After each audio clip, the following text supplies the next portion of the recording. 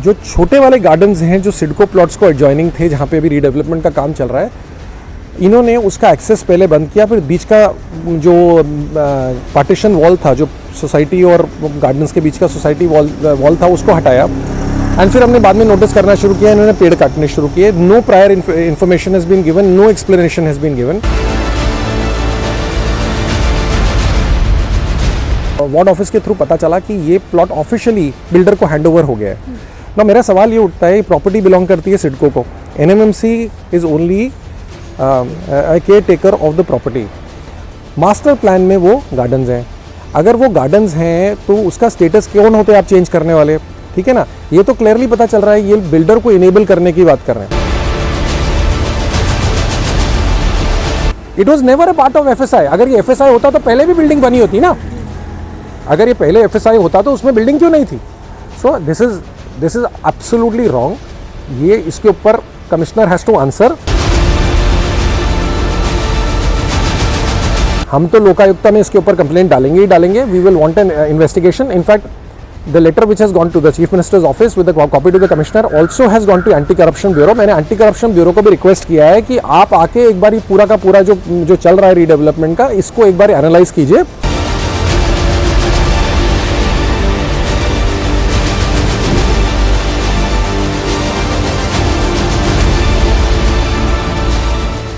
नवी मुंबई में पुनर्निर्माण के मामले में अब रोजाना नए खुलासे हो रहे हैं। सामाजिक कार्यकर्ता रोहित मल्होत्रा ने एक और चौंकाने वाला खुलासा द मेट्रो से बात करते हुए किया। तो आइए, क्या नई बातें खुलकर सामने आई है वो जानते हैं इस रिपोर्ट के माध्यम से।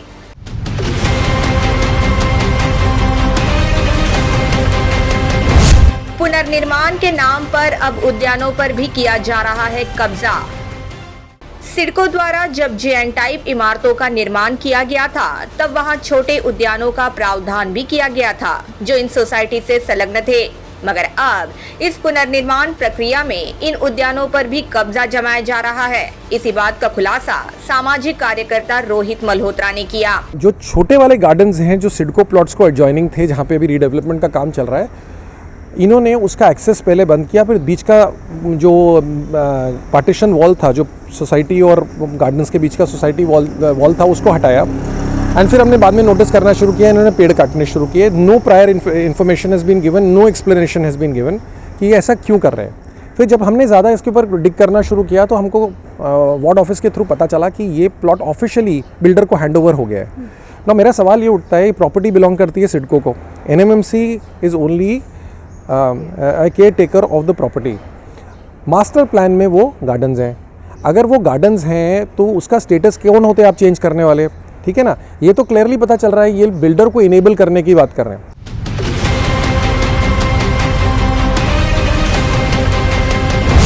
पुनर्निर्माण कार्य में हो रही है बड़ी धांधली।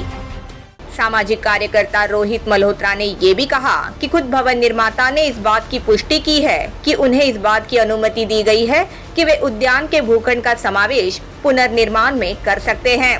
इसके बदले वे अन्य कोई जगह पर एक भूखंड पालिका को सुपुर्द करेंगे। मगर ऐसा कोई नियम ही नहीं होने की बात रोहित मल्होत्रा ने कही। Builder has officially agreed that उसको वो लैंड अलॉट हुआ है, उसके बदले वो कॉम्पनसेटरी लैंड कहीं और छोड़ेगा। सवाल फिर उठता है, why there is no transparency. इस बात को लेकर ट्रांसपेरेंटली महापालिका ने कोई ऑर्डर क्यों नहीं पास किया जो कि पब्लिक डोमेन में डाला। इनको अगर उनका नीयत साफ़ होती तो उनको ये करना चाहिए था, नंबर 1।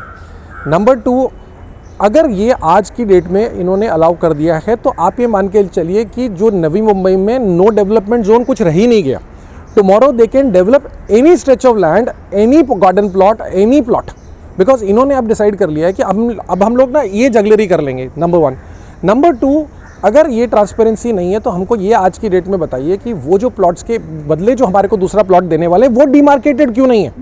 उसका पोजीशन लिया क्या NMMC ने, उसको मास्टर प्लान में शो किया क्या, प्रायर अप्रूवल्स लिए हैं क्या, कुछ नहीं किया है। ये क्लियर पता चलता है कि इसके अंदर कुछ ना कुछ मेजर धांधली का प्रोविज़न है। और मेरे को सबसे ज़्यादा इसमें चिंता होती है, जो चोरी हो रही है वो तो क्लियर है, बट इसमें मेरे को सबसे ज़्यादा चिंता होती है क्या, बिल्डर बिल्डिंग बना देगा, जो अलॉटीज़ हैं वो भी उम्मीद करे कि बना देगा, जो भी बनाएगा उसके बाद जो रेजिडेंट्स को पकड़ाएगा, वो चुपचाप अपना पैसा बना के निकल जाएगा। बाद में अगर लिटिगेशन आया उन बिल्डिंग्स के ऊपर और कोर्ट्स ने डिक्लेयर किया कि ये जो प्लॉट्स इन्होंने अंदर लिए वो इलीगल था, उसके वजह से उसकी FSI कम हुई और ऊपर के 4 माले गिरा दो, तो उसकी रिस्पॉन्सिबिलिटी कौन लेगा?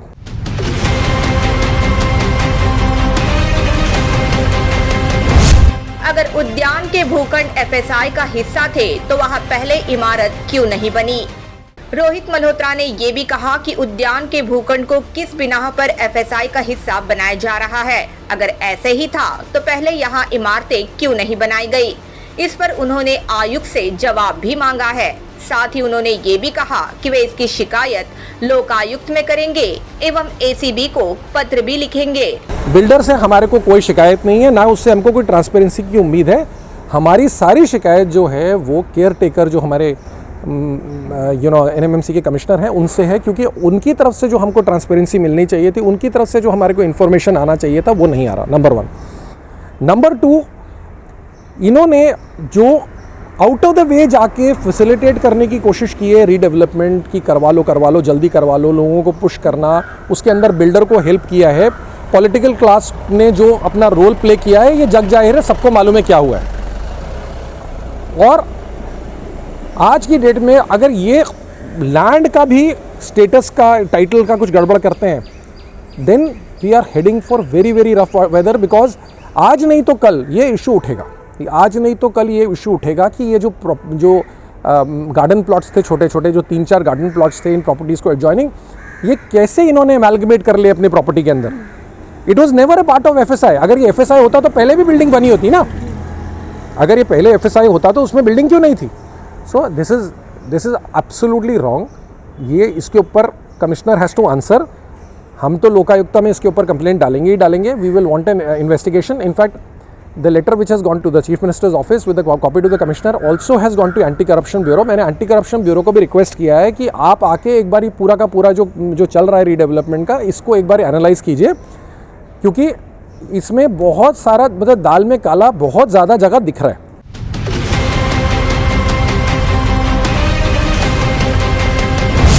भवन निर्माता द्वारा पारदर्शिता के लिए निर्माण कार्य स्थल पर लेआउट प्लान लगाना आवश्यक। आगे उन्होंने ये भी कहा कि किसी को कुछ नहीं पता कि उनको क्या मिल रहा है, इसीलिए अब ये पालिका की जिम्मेदारी है कि वे लोगों को इसका जवाब दे, क्योंकि ये कोई निजी इमारतों का पुनर्निर्माण नहीं हो रहा, यहाँ सैकड़ों लोगों के घरों का सवाल है। इसीलिए अब इन लोगों को उन्हें क्या मिलने वाला है इसकी जानकारी एक लेआउट प्लान बोर्ड के माध्यम से मिलना जरूरी है। ना बिल्डर की तरफ से कोई ट्रांसपेरेंसी है।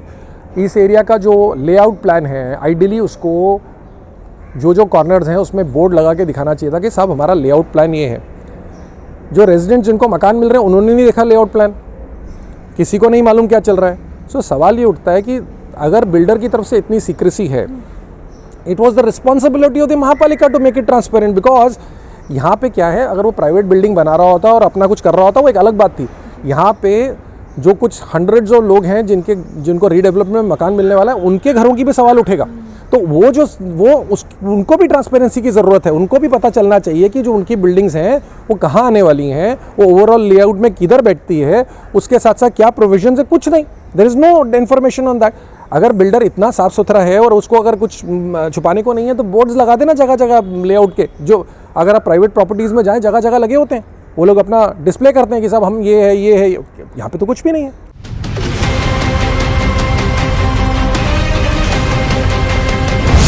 उद्यान के भूखंड पर कब्जा करना जमीन गबन करने जैसा। आगे उन्होंने ये भी कहा कि उद्यान के भूखंड पर कब्जा करना ये जमीन गबन करने जैसा है, जिसमें साफ तौर पर पारदर्शिता का अभाव है। अगर भवन निर्माता ये बात कह रहे हैं कि वे इस उद्यान के भूखंड के बदले पालिका को कहीं और भूखंड वितरित करेंगे, तो क्या पालिका ने वो भूखंड अपने कब्जे में लिया है? इसकी जानकारी अब पालिका आयुक्त को देना बंधन कारक है। ये अलाउ कैसे किया है, मेरे को ये नहीं समझ आ रहा है कि ये अलाउ कैसे किया है। ये कोई घर वाला कहानी थोड़ी है कि आपने मैं इधर छोड़ दो उधर ले लेते हैं। अच्छा, वो बच्चों ने झगड़े हो गए घर में बच्चों के, तो बच्चे ने बोला मम्मी मेरे को बेडरूम ये नहीं चाहिए, बोला अच्छा तू दूसरा ले ले, तेरा भाई ये वाला ले लेगा। ये वो वाला गेम चल रहा है क्या? Is this that game? This is unacceptable. Absolutely lack of transparency. वो गार्डन प्लॉट्स के बारे में एक यू नो ओपन फोरम होना चाहिए था विद रेजिडेंट्स की, साहब हम लोग ये करने वाले हैं, बिकॉज ये प्रॉपर्टी लोगों की है, ये इस सिटी के लोगों की प्रॉपर्टी है ना, वो गुलमोहर और जो भी हाउसिंग सोसाइटीज़ है उनकी पर्सनल प्रॉपर्टी नहीं है, वो उनके गार्डन्स नहीं थे, वो शहर के गार्डन्स थे। महाराष्ट्र टाउन प्लानिंग एक्ट के रूल्स के हिसाब से आपको कुछ भी डेवलपमेंट करने से पहले अगर आप FSI कहीं ले रहे हो तो आपको जहाँ पे छोड़ रहे हो वो पहले डिमार्केट करके देना होता है। अभी आप डिमार्केट तो आपने किया नहीं, आपने वो जो लैंड देना था वो किधर है, हम तो नेक्स्ट सवाल पूछ रहे हैं वो किधर है। Has NMMC taken possession of that land, have they demarcated that land, उन्होंने दीवार बनाया उस जगह पे, बताया कि साहब अब आपके गार्डन यहाँ पे होंगे, वो किया नहीं किया ना। इसका मतलब अब ऐसे में शक आएगा कि नहीं कि इनका मिल के प्लान है ज़मीन को पूरा का पूरा हथियाने का, क्लियरली दिमाग में आएगा, वही आ रहा है हमारे दिमाग में।